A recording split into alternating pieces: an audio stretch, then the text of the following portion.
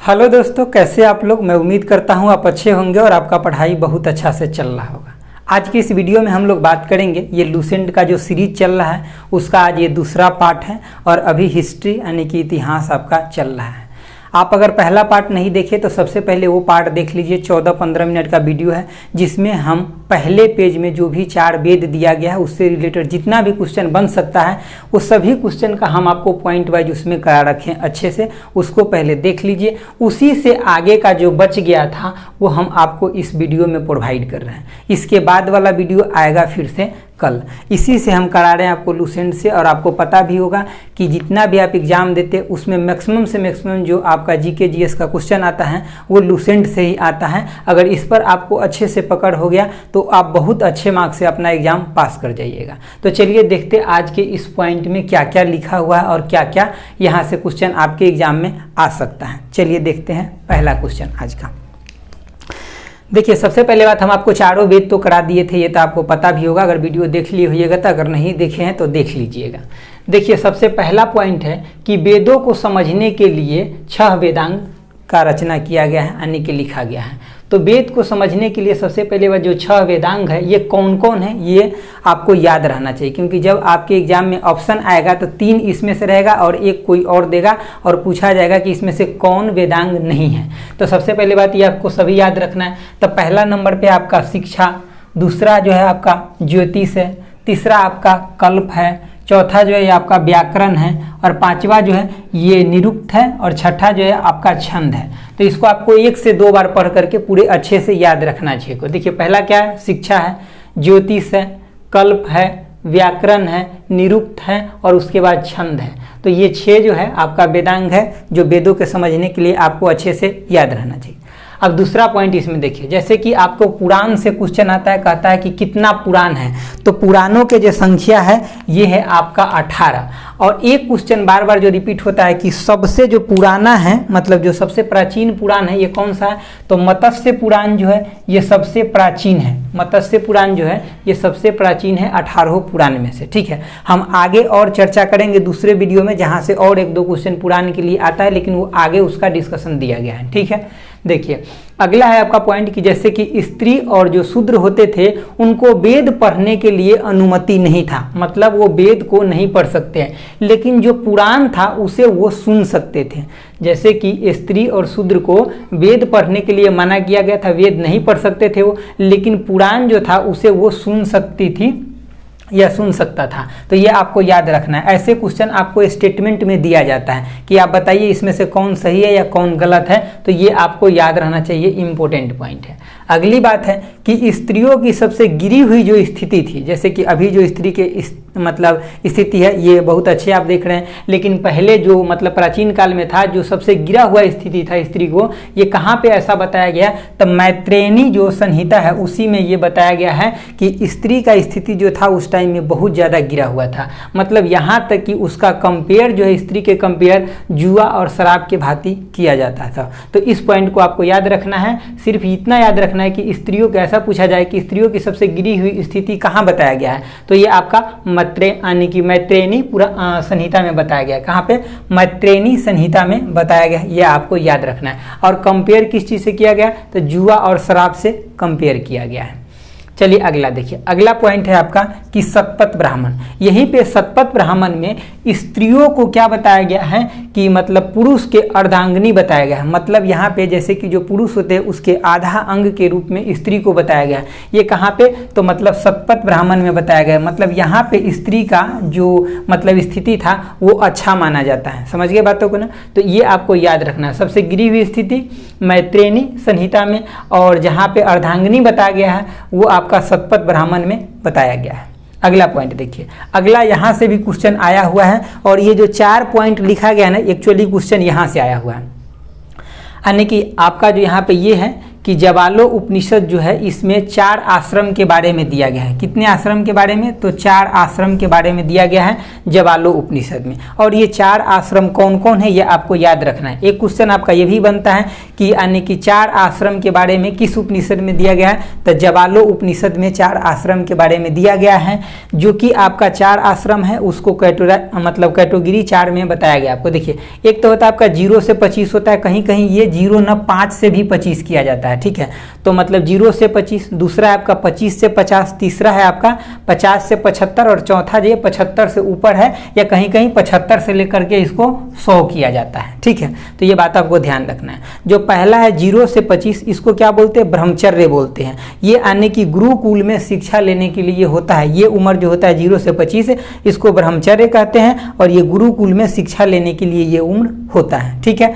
अगला देखिए, अगला है आपका कि 25 से लेकर के 50, इसको क्या बोलते हैं? तो इसको बोलते हैं गृहस्थ जीवन। गृहस्थ जीवन आने की ये जो उम्र होता है 25 से 50 साल, ये परिवार के साथ व्यक्त करने के लिए होता है। ये उसको क्या बोलते हैं? गृहस्थ जीवन बोलते हैं, जो 25 से 50 है। उसके बाद तीसरा जो है आपका 50 से 75, इसको क्या बोलते हैं? तो वनप्रस्थ बोलते हैं, यानी कि जो भी सामाजिक और धार्मिक जो आप कार्य करना चाहते हैं वो इस उम्र में कर सकते हैं। जैसे कि 50 से 75 जो होता है इसको हम वनप्रस्थ से दिखाते हैं, ठीक है। मतलब वनप्रस्थ कहा जाता है और इसमें सामाजिक और धार्मिक टाइप के काम जो है लोग करते थे, ठीक है। उसके बाद 75 से जो ऊपर होता है तो वो कैसा जीवन हो जाता है? तो सन्यासी जीवन हो जाता है, जो वन में तपस्या करने के लिए, जैसे कि पहले के ज़माना में देखते कि बाबा लोग वन में तपस्या करते थे, तो उसी तरह से ये जो होता है 75 से ऊपर होता है। तो आपको यहाँ से क्या याद रखना है कि जो मतलब 4 आश्रम के बारे में कहाँ दिया गया? तो जवालो उपनिषद में दिया गया है। और 4 आश्रम कौन कौन है? तो एक तो ब्रह्मचर्य है, दूसरा आपका गृहस्थ जीवन है, तीसरा जो है आपका वनप्रस्थ है और चौथा जो है सन्यासी है। और सबका उम्र कैटेगराइज कर ली, जैसे कि एक तो हो जाएगा 0 से 25, फिर 25 से 50, 50 से 75 और फिर 75 से ऊपर, यानी कि 100 तक आप बोल सकते हैं, या कहीं कहीं 100 तक बुक में दिखाता भी है। अगला देखिए, ये सभी पॉइंट से आपको डायरेक्ट एग्जाम में क्वेश्चन मिलेगा, जितना भी पॉइंट लिखा गया है, ठीक है। देखिए, ये आपका मनु स्मृति है। सबसे प्राचीन स्मृति अगर पूछा जाए कौन सा है तो ये मनु स्मृति है, जो सबसे प्राचीन स्मृति है, ठीक है। देखिए, उसके बाद अगला पॉइंट है आपका यहाँ पे जातक है। जातक क्या है? तो ये बुद्ध की पुनर्जन्म की कहानी इसमें वर्णन किया गया है। जातक एक ग्रंथ है जिसमें बुद्ध की पुनर्जन्म के कहानी के बारे में वर्णन किया गया है, ठीक है।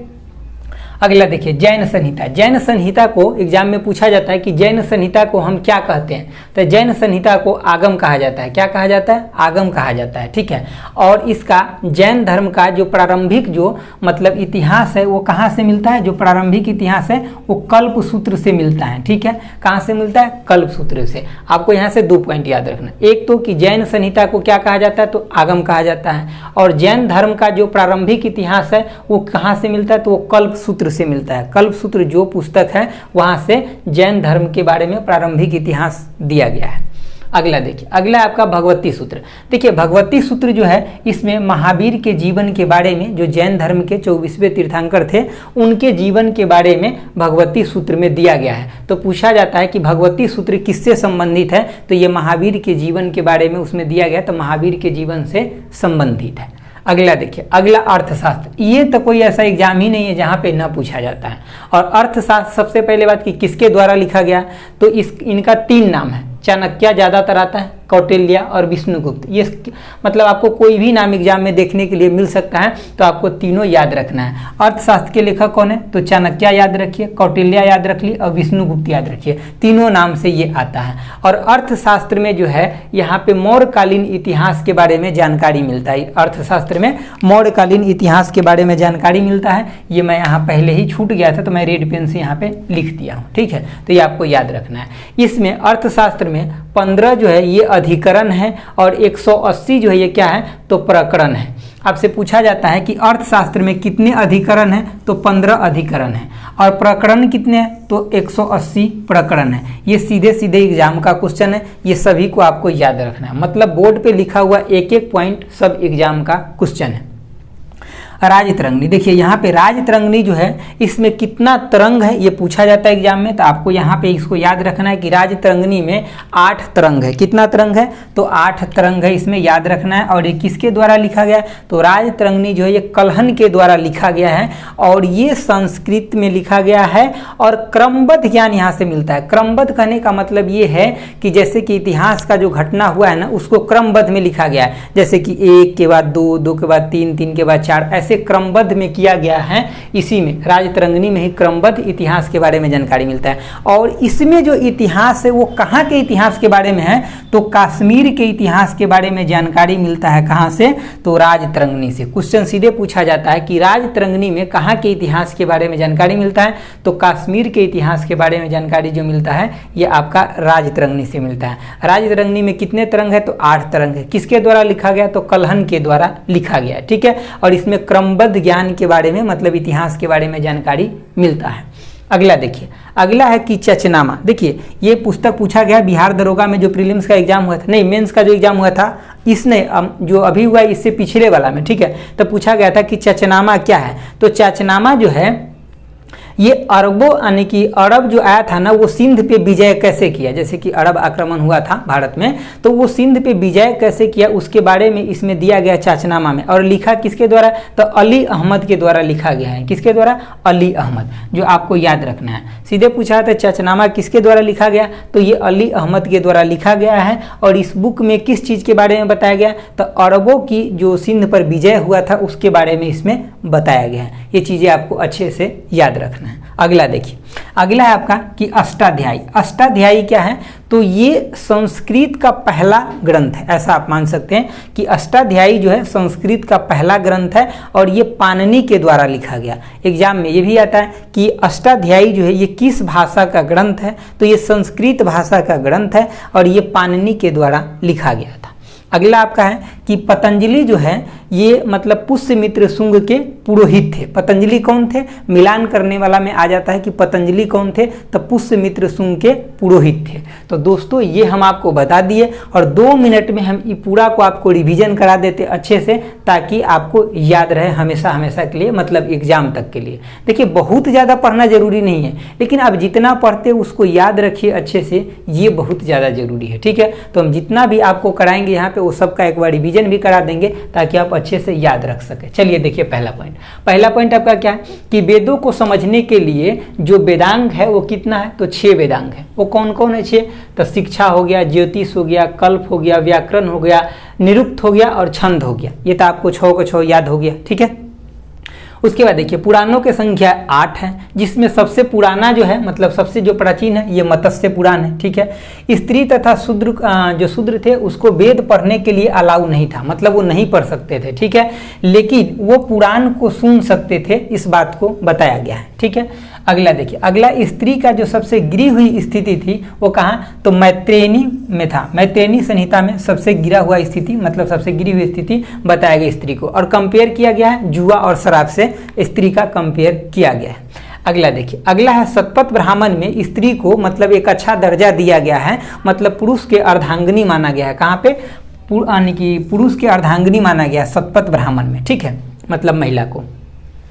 अगला है आपका कि देखिए यहाँ पे जो है 4 आश्रम, ये आपको याद रखना है कि 4 आश्रम के बारे में कहाँ पे दिया गया?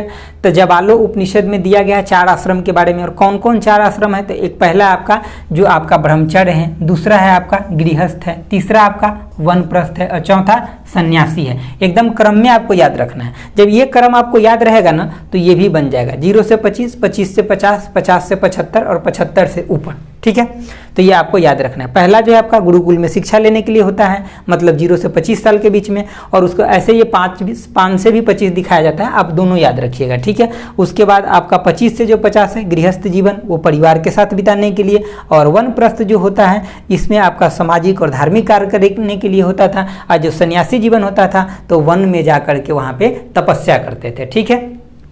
अगला अगर पूछे सबसे प्राचीन स्मृति कौन सा? तो मनु स्मृति है। जातक क्या है? तो बौद्ध धर्म के पुनर्जन्म के कहानी इसमें दिया गया है, ठीक है। जैन संहिता क्या है, तो जैन संहिता को आगम कहा जाता है और जैन धर्म का जो प्रारंभिक इतिहास है वो कहाँ पे दिया गया, तो कल्प सूत्र में दिया गया है, ये आपको याद रखना है। उसके बाद भगवती सूत्र जो है ये क्या है, तो महावीर के जीवन के बारे में इसमें जानकारी मिलता है भगवती सूत्र में, ठीक है। उसके बाद अर्थशास्त्र, अर्थशास्त्र किसके द्वारा लिखा गया है, तो ये चाणक्य, कौटिल्य या विष्णुगुप्त किसी एक नाम से एग्जाम में आ सकता है, ठीक है। और उसके बाद ये मौर्यकालीन इतिहास के बारे में जानकारी देता है, जिसमें 15 जो है अधिकरण है और 180 प्राकरण है, ठीक है। उसके बाद जो आपका नेक्स्ट है कि राजतरंगिणी, राजतरंगिणी में तरंगों की संख्या कितना है, तो 8 है और ये किसके द्वारा लिखा गया है, तो राजतरंगिणी कल्हण के द्वारा लिखा गया है। राजतरंगिणी में क्रमबद्ध इतिहास के बारे में जानकारी मिलता है। उसके बाद इसमें जो प्रॉपर इतिहास दिया है वो कश्मीर के इतिहास के बारे में इस बुक में लिखा गया है। अगला है चचनामा, चचनामा किसके द्वारा लिखा गया है, तो अली अहमद के द्वारा लिखा गया है और इस बुक में जो दिया गया है कि अरबों ने कैसे सिंध पर विजय किया उसके बारे में दिया गया है, ठीक है। अगला है आपका अष्टाध्यायी, जिसको संस्कृत के प्रथम ग्रंथ माना जाता है और ये पाणिनि के द्वारा लिखा गया है, किसके द्वारा, पाणिनि के द्वारा लिखा गया है। अगला आपका कि यानी कि पतंजलि, पतंजलि मतलब कौन थे, तो ये पुष्यमित्र शुंग के पुरोहित थे, ठीक है। तो दोस्तों मैं उम्मीद करता हूँ आप अच्छे से समझ गए होइएगा और एक शॉर्ट स्क्रीन भी आप ले लीजिए, ठीक है। उसके बाद हम इसको वीडियो को एंड कर देंगे, ठीक है। तो thanks for watching, okay bye, जय हिंद दोस्तों।